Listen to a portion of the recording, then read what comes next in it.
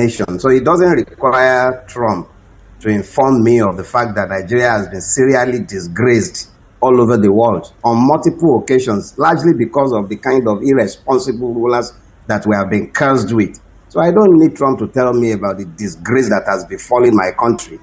He hasn't lied. I look at the truth, not the person speaking the truth. When it's the truth, you just have to accept it for what it is. What is it about us that has been graceful or that has inspired pride?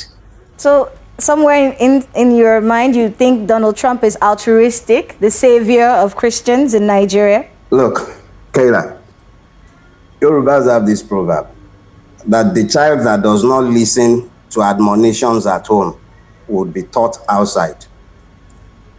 There is nothing Trump said or alleged that is not substantially true. The fact that the Nigerian government has ignored the reality of a genocide is not in doubt. The fact that the Nigerian government has been complicit in that genocide is equally beyond argument. These are things that most of us have been saying, including me, in books, in speeches. We've been saying this for over 10 years. So it doesn't require Trump to speak to the truth of what is happening. It is because it is Trump that has spoken that all this brouhaha is happening. What has Trump said that hasn't been said by multiple Nigerians within Nigeria? The issue is, for many who are listening to Donald Trump say these things and, the words that he used, guns are blazing. Yes, in many ways, it could be that we've forgotten what the message is and focused on the messenger and how the messenger made that message. However, coming an intervention or an invasion, is that something that you would welcome? See, Trump did not threaten an invasion. Don't let's kid ourselves. There are multiple evidence of Nigeria going around cap in hand. We've become essentially, in the hands of our rulers, a beggar nation. The same country that went to stabilize Sierra Leone, stabilized Liberia, is the same one that cannot fight a ragtag army of Fulani extremists and Islamist jihadists, simply because persons within his government and his military have compromised his territorial integrity and discounted the safety of his citizens. That is why it has taken a Trump to be breathing the riot act and be telling us that if we won't do it, he will come do it.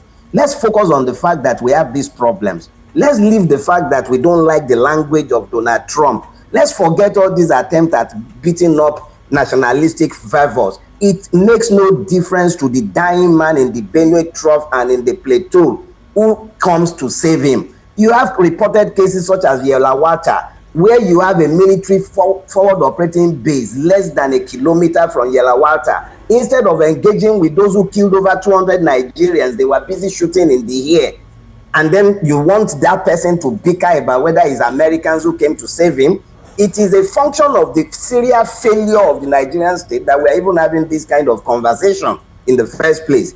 But I am not interested in the nationalistic propaganda that has been coming out in response to Donald Trump's incendiary language. If we will tidy up our homes, if we will do the right thing, a Donald Trump rant will count for nothing. At the end of the day, Nigeria is not Somalia. It's not some small homogeneous community where you can come. There are more nuances to our issues than the black and white that Donald Trump would like to paint it. But the reality is that the irresponsibility of the Nigerian government is what has led to a situation.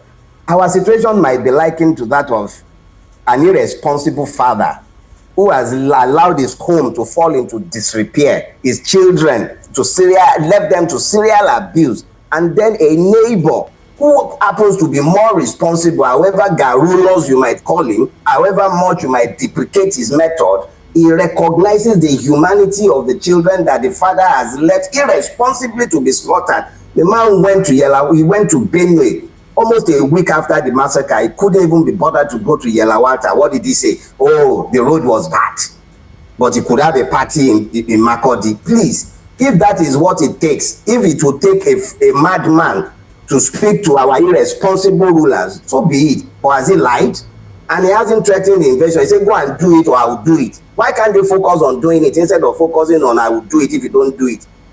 It was irresponsible for the Americans to talk about gun blazing. But how many times have we gone to ask them to come and help us? And then they can see that we are irresponsible and complicit in the mess we are asking help for. Please, I'm not focusing on Trump's language. I'm focusing on the failure of our own government and the serial failure of the Nigerian state. Well then, Mr. Farotimi, let's talk about that failure. Do you think there's a Christian genocide in Nigeria? Let me put it this way. Religion is a matter of identity in northern Nigeria. A lot of Nigerians are completely ignorant about the history of religion in northern Nigeria. So if it quacks like a duck, walk like a duck, we should surely be able to call it a duck. That is what has been happening all this while, and these communities have been screaming and screeching all this while, and the reality is that we are all lying to ourselves if we do not admit to the fact that Christians are targeted, particularly in the Middle Belt and in northern Nigeria. Deborah Joseph is not an animist. An entire community found the grace to be silent when a young woman was murdered and burnt within the confines of a higher institution. What has happened? When those persons were charged to court, how many people came out to offer free legal services to them? What has happened to them? Where is the accountability? Where is the accountability? And then they speak to a genocide and we want to quibble about it. Let's leave the name they want to call it. These are human beings that are dying. What about Mr. Jackson? A man was attacked on his own farm. He struggled and managed to free himself. The attacker still pursued him. He killed his attacker with the attacker's knife. Our Supreme Court deemed that a murder. You have a system that discriminates deliberately, and then we are still quibbling. Let's leave the terminologies and all of that and focus on the facts. Whether the person is Muslim or Christian, Fulani, Ijaw, Yoruba, Lantan, it does not matter whether he's Atiap. The important thing is that this person is not only human, he's a Nigerian within the Nigerian space, and the Nigerian state has serially failed him. The fact that this has been going on for so many years, does that point to some kind of collusion with the Nigerian government, or are we just talking about irresponsible leadership here? Let's be clear about something. When the facts are not in dispute, we shouldn't argue that again.